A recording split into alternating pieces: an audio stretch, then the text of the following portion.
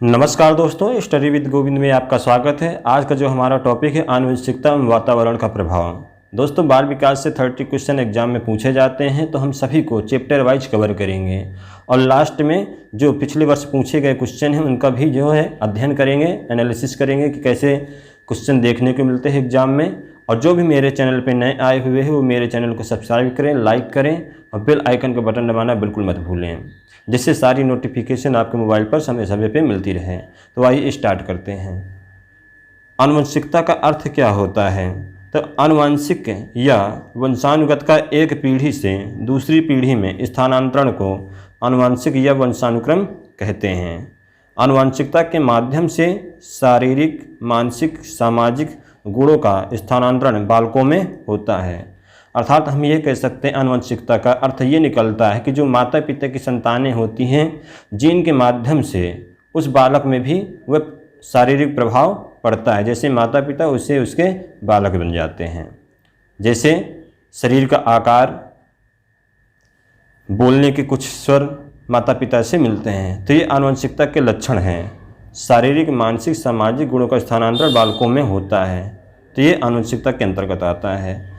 कुछ महान वैज्ञानिकों ने परिभाषाएं दी हैं, आइए उनको समझते हैं। शारीरिक एवं मानसिक, जेम्स डरेवर के अनुसार शारीरिक एवं मानसिक विशेषताओं का माता पिता से संतानों में हस्तांतरण होना आनुवंशिकता कहलाता है। तो अर्थात हम ये कह सकते हैं कि जो शारीरिक मानसिक विशेषताएं माता पिता में होती हैं, वही विशेषताएं उनके पुत्र में अर्थात उनके संतानों में होती हैं। ये जेम्स डरेवर के अनुसार है। नेक्स्ट जो वैज्ञानिक हुए हैं हमारे H.A. पीटरसन एवं वुडवर्ड के अनुसार, व्यक्ति अपने माता पिता के माध्यम से पूर्वजों की जो विशेषताएं प्राप्त करता है उसे वंशानुक्रम कहते हैं। इन्होंने कहा, वुडवर्ड ने कहा कि जो बालक है जो विशेषताएं प्राप्त करता है अपने माता पिता तथा बुजुर्गों की देन है। अर्थात जीन एक दूसरे से कन्वर्ट होते हुए नई पीढ़ी को जन्म देती हैं। नेक्स्ट पॉइंट है शारीरिक लक्षणों पर प्रभाव। बालक के रंग रूप, आकार, शारीरिक गठन, ऊंचाई इत्यादि के निर्धारण में उसके आनुवंशिक गुणों का महत्वपूर्ण योगदान होता है। बालक का प्रभाव जो है, बालक पर प्रभाव किसका रहता है? माता पिता का। जैसे माता पिता हैं रंग रूप में, वैसे ही बालक उनका जन्म लेगा। अधिकांश जुड़वा भाई द्वियुग्मक होते हैं, युग्मजों से विकसित होते हैं। ये भाइयों जैसा जुड़वा भाई और बहनों की तरह मिलते जुलते होते हैं, परंतु वे अनेक प्रकार से परस्पर एक दूसरे से भिन्न होते हैं। बालक के आनुवंशिक गुण उसकी वृद्धि एवं विकास को भी प्रभावित करती हैं। नेक्स्ट है बुद्धि पर प्रभाव। बुद्धि को अधिगम की योग्यता, समायोजन की योग्यता और निर्णय लेने की क्षमता इत्यादि के रूप में जाना जाता है। जिस बालक की सीखने की गति अधिक होती है उसका मानसिक विकास भी तेज गति से होगा। अर्थात हम ये कह सकते हैं कि बालक जो सीखने की प्रवृत्ति अगर रखता है तो उसका मानसिक विकास भी तेज गति से होगा। कि जो बालक है सामने किसी चीज़ को देख रहा है तो तुरंत सीख जाता है, तो उसकी बुद्धि का विकास क्या हो रहा है? तेज़ी से हो रहा है। इसका अर्थ हम यह निकाल सकते हैं। बालक अपने परिवार, समाज एवं विद्यालय में अपने आप को किस तरह सम्मिलित करता है, ये उसकी बुद्धि पर निर्भर करता है। गोडार्ड के अनुसार मंदबुद्धि माता पिता की संतान मंदबुद्धि और तीव्र बुद्धि माता पिता की संतान तीव्र बुद्धि वाली होती है। इन्होंने कहा कि जिस बालक के माता पिता की बुद्धि मंद अर्थात धीमी होती है, वैसे ही उनके बालक पर ही प्रभाव पड़ता है। अर्थात बालक जो है मंद बुद्धि वाला ही होगा। और जिस बालक के माता पिता की बुद्धि क्या होगी? तीव्र होगी, वह बालक भी तीव्र बुद्धि वाला होगा। मानसिक क्षमता के अनुकूल ही बालक में संवेगात्मक क्षमता का विकास होता है। संवेगात्मक क्षमता अर्थात भावों का विकास होता है। संवेगात्मक रूप से असंतुलित बालक पढ़ाई में या किसी अन्य गंभीर कार्यों में ध्यान नहीं दे पाते। यदि किसी बालक को ऐसा एनवायरनमेंट, ऐसा वातावरण नहीं मिल रहा है जिससे बालक को परेशानी हो रही है, अर्थात हम ये कह सकते समाज वहाँ का जो है अच्छा नहीं है, वातावरण अच्छा नहीं है, तो बालक के बुद्धि पर प्रभाव पड़ेगा एवं बुद्धि का जो विकास है धीमा हो जाएगा। उनका मानसिक विकास भी प्रभावित होता है। यदि वातावरण अच्छा नहीं मिलेगा तो बालक का मानसिक विकास क्या होगा? प्रभावित होगा। चरित्र पर प्रभाव। चरित्र पर प्रभाव कैसे? डगडेल वैज्ञानिक ने अपने अनुसंधान के आधार पर यह बताया कि माता पिता के चरित्र का प्रभाव भी उसके बच्चे पर पड़ता है। जैसे बालक के माता पिता जैसे होंगे वैसा ही उनका बालक होगा। यदि बालक तीव्र बुद्धिशाली है तो माता पिता बुद्धिशाली ही होंगे। तो अर्थात हम ये कह सकते हैं कि माता पिता यदि अच्छे कार्य कर रहे हैं, अच्छा वातावरण दे रहे हैं, अच्छे वातावरण में रह रहे हैं, तो वैसा बालक को भी वातावरण के प्रभाव से जो उसकी बुद्धि तीव्र होती जाती है। व्यक्ति के चरित्र पर उसके वंशानुगत कारकों का प्रभाव भी स्पष्ट तौर पर देखा जाता है, इसलिए बच्चे पर उसका प्रभाव पड़ना स्वाभाविक है। डगडेल ने 1870 में जीव नामक व्यक्ति के वंशजों का अध्ययन करके यह बात सिद्ध किया है। नेक्स्ट पॉइंट, वातावरण का अर्थ एवं परिभाषा। वातावरण का अर्थ पर्यावरण से है। पर्यावरण दो शब्दों से मिलकर बना है, परि धन आवरण। अर्थात हम ये कह सकते हैं परि का अर्थ क्या होता है, चारों ओर, और आवरण का अर्थ होता है ढकना। इस प्रकार पर्यावरण का अर्थ होता है चारों ओर से घेरने वाला। कैसे, कौन कौन से स्थान घेरते हैं? जल, वायु, वनस्पति, पहाड़, पठार, नदी, वस्तु, प्राणी, इन सब को मिला करके किसका निर्माण करते हैं? पर्यावरण का निर्माण करते हैं। इसे वातावरण या पोषण के नाम से भी जाना जाता है। वातावरण मानव जीवन के विकास पर महत्वपूर्ण प्रभाव डालता है। मानव विकास में जितना योगदान आनुवंशिकता का है, जीन का है, उतना ही जो है प्रभाव वातावरण का भी है। इसलिए कुछ वैज्ञानिक ने वातावरण को किस संज्ञा दी है, किस नाम की संज्ञा दी है? सामाजिक वंशानुक्रम की संज्ञा दी है, क्योंकि वातावरण जो है बालक पर भी प्रभाव डालता है। एनास्टॉमी के अनुसार इन्होंने कहा कि पर्यावरण वह चीज़ है जो व्यक्ति के जीवन के अलावा उसे प्रभावित करती हैं। जीवन के अलावा अर्थात कैसे उसके बुद्धि पर प्रभाव डालती है, उसके शरीर पर प्रभाव डालती है। यदि अच्छा वातावरण मिल रहा है बालक को तो बुद्धि क्या हो जाएगी? तीव्र हो जाएगी। यदि वहाँ का वातावरण हमेशा जो है गर्मी रहती है तो शरीर पर प्रभाव पड़ता है। जैसे अफ्रीका के लोग क्या होते हैं? नीग्रो होते हैं, अर्थात काले होते हैं। इंग्लैंड के लोग गोरे होते हैं। तो ये वातावरण का ही प्रभाव है। जिस वर्ड के अनुसार जो किसी एक वस्तु को चारों ओर से घेरे हुए हैं तथा उस प्रत्यक्ष पर प्रभाव डालता है वह पर्यावरण होता है। तो इन्होंने कहा है कि जो वस्तु प्रत्यक्ष रूप से घेरे रहती है, हमारे जैसे प्रत्यक्ष रूप से पेड़, पौधे, नदी, तालाब, पठार, ये क्या है? आपके पर्यावरण है। परिधन आवरण अर्थात चारों ओर से घेरने वाला। नेक्स्ट पॉइंट, वातावरण का प्रभाव। वातावरण का प्रभाव बालक पर कैसे पड़ता है इसको समझते हैं। पहला पॉइंट है शारीरिक अंतर का प्रभाव। व्यक्ति के शारीरिक लक्षण वैसे तो वंशानुगत होते हैं, किंतु इस पर वातावरण का प्रभाव स्पष्ट रूप से देखा जा सकता है। वातावरण का कैसे? जैसे कोई बालक पहाड़ी क्षेत्रों में रह रहा है तो जो उसका कद है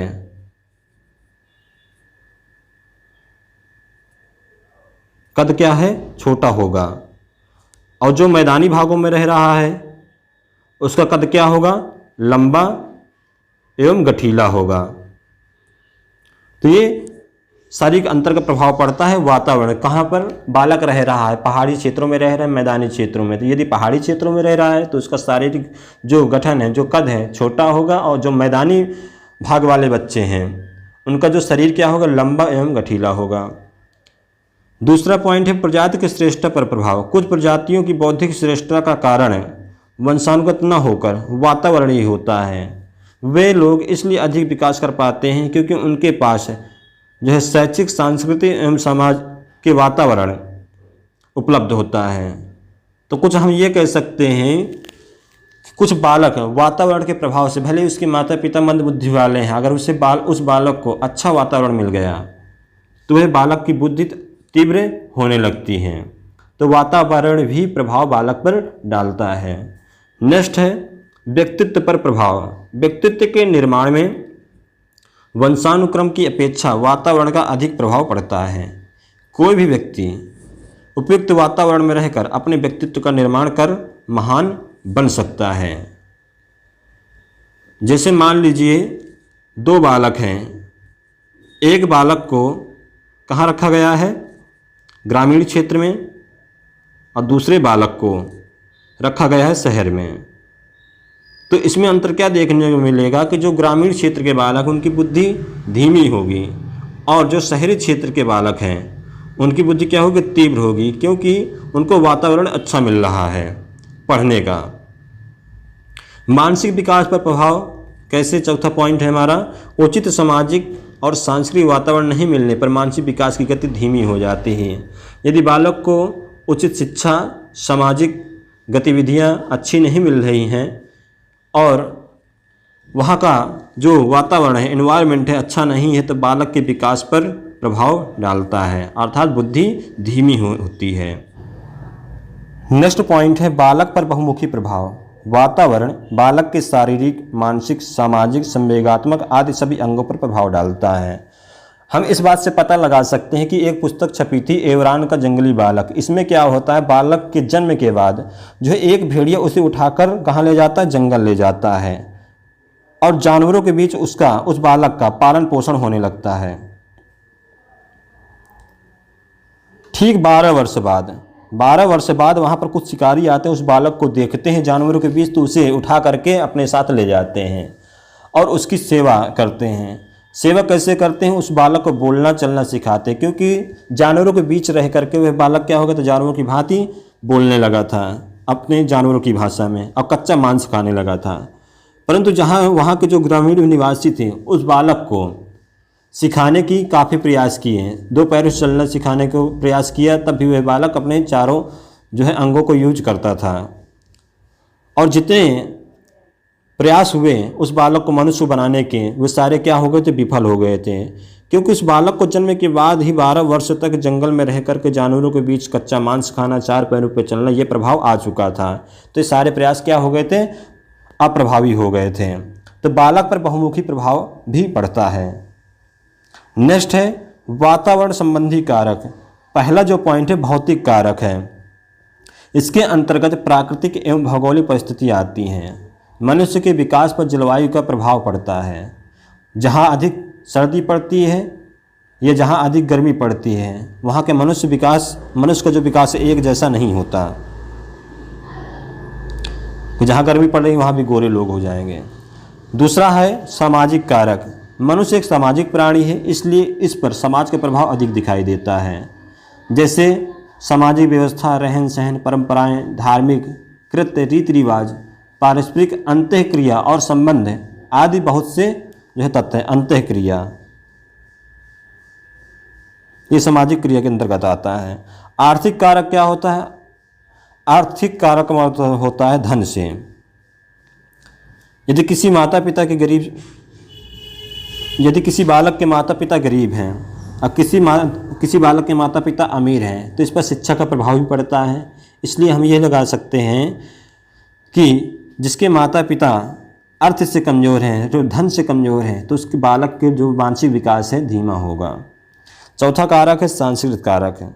सांस्कृतिक कारक कैसा, हमारा खान पान, रहन सहन, पूजा पाठ, संस्कार तथा जो हमारे आचार विचार इत्यादि हमारी संस्कृति के अभिन्न अंग हैं, ये सांस्कृतिक कारक। बालक को अच्छा वातावरण मिल रहा है, संस्कार मिल रहे हैं, तो बालक क्या हो जाएगा, अच्छा बनेगा आगे चल करके। ये सांस्कृतिक कारक के अंतर्गत आते हैं। नेक्स्ट पॉइंट है आनुवंशिकता एवं वातावरण का शैक्षिक महत्व। आनुवंशिकता एवं वातावरण को पृथक नहीं किया जा सकता तथा इनके बिना बालकों के विकास की कल्पना नहीं की जा सकती। बाल विकास को गहरे स्तर पर प्रभावित करते हैं आनुवंशिकता। दूसरा है प्राकृतिक पोषण। प्राकृतिक पोषण कैसे, जैसे अच्छा पोषण, अच्छा खान पान मिल रहा है बालक पर, तो आनुवंशिकता एवं वातावरण से संबंधित है। प्राकृतिक पोषण किससे संबंधित है, आनुवंशिकता एवं वातावरण से संबंधित है। तीसरा पॉइंट है बालक के संपूर्ण व्यवहार की सृष्टि वंशानुक्रम एवं वातावरण की अंतःक्रिया द्वारा होती है। नेक्स्ट पॉइंट है आनुवांशिक एवं वातावरण के बालक के विकास पर पड़ने वाले प्रभावों ज्ञान के अनुरूप शिक्षक विद्यालय के वातावरण को बच्चों के लिए उपयुक्त बनाता है, जिससे छात्रों के व्यवहार में अपेक्षित परिवर्तन किया जा सके एवं शिक्षण अधिगम प्रक्रिया को अधिक प्रभावशाली बनाया जा सके। अर्थात शिक्षक का कार्य है कि बालक को एक अच्छा वातावरण दें, अच्छा जो है बालकों के बीच समाज का अनुभव कराए, संस्कृति का अनुभव कराए, ये शिक्षक के ऊपर निर्भर करता है।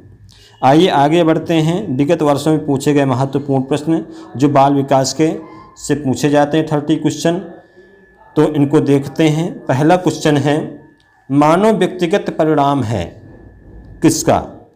आनुवंशिकता का, पालन पोषण और शिक्षा का, आनुवंशिकता और वातावरण की अंतःक्रिया का, केवल वातावरण का? तो दोस्तों इसका आंसर क्या होगा? तो जो मानव व्यक्तित्व का परिणाम किसके अंतर्गत आता है? आनुवंशिकता और वातावरण की अंतःक्रिया का है। आनुवंशिकता जीन का भी प्रभाव पड़ता है और वातावरण का भी प्रभाव पड़ता है बालक पर। नेक्स्ट क्वेश्चन है एक जुड़वा भाइयों में से एक को सामाजिक एवं आर्थिक रूप से धनाढ्य परिवार द्वारा गोद लिया जाता है और दूसरे को एक निर्धन परिवार द्वारा गोद लिया जाता है। 1 वर्ष के बाद उनके बुद्धि लब्धांक के बारे में निम्नलिखित में से क्या आलोकित होने की सर्वाधिक संभावना है? तो दोस्तों इसका आंसर क्या होगा, जल्द बताएं। इसका आंसर है बी, सामाजिक आर्थिक स्तर बुद्धि लब्धांक को प्रभावित नहीं करता। जरूरी नहीं है अगर धन है तो बुद्धि तेज होगी और धन नहीं तो बुद्धि कम होगी। ये वातावरण के ऊपर निर्भर करता है कि बालक को कैसा वातावरण मिल रहा है। तो हमारा आंसर क्या हो जाएगा? बी हो जाएगा। नेक्स्ट क्वेश्चन है सीखने संबंधी निर्योग्यताएं समानता है किन में पाई जाती हैं? सीखने संबंधी निर्योग्यताएं समानता किन में पाई जाती हैं? हमारा आंसर हो जाएगा सी, उन बच्चों में पाई जाती हैं जिनके पैतृक, जिनके माता पिता अभिभावक इस प्रकार के समस्याओं से ग्रसित होते हैं। नेक्स्ट क्वेश्चन है बच्चे के विकास में आनुवंशिकता और वातावरण की भूमिका के बारे में निम्नलिखित में से कौन सा कथन सत्य है? तो इसका आंसर क्या होगा, जल्द बताएं। इसका आंसर कौन सा कथन सत्य हो जाएगा? बच्चे के विकास में आनुवंशिकता और वातावरण की भूमिका के बारे में निम्नलिखित में से कौन सा कथन सत्य है? तो हमारा आंसर हो जाएगा बी, समवयस्कों और पैतृक का सापेक्ष योगदान योगात्मक नहीं होता। पैतृक और सापेक्ष योगदान योगात्मक नहीं होता। थोड़ा यहाँ मिस्टेक है, टाइपिंग मिस्टेक है दोस्तों, समवयस्क यहाँ पर होगा। आगे बढ़ते हैं। क्वेश्चन नंबर 5 निम्नलिखित में से कौन सा कथन सत्य है? आपको बताना है कौन सा कथन सत्य है। आनुवंशिक बनावट एक व्यक्ति की परिवेश की गुणवत्ता के प्रति प्रत्युरात्मकता को प्रभावित करती है।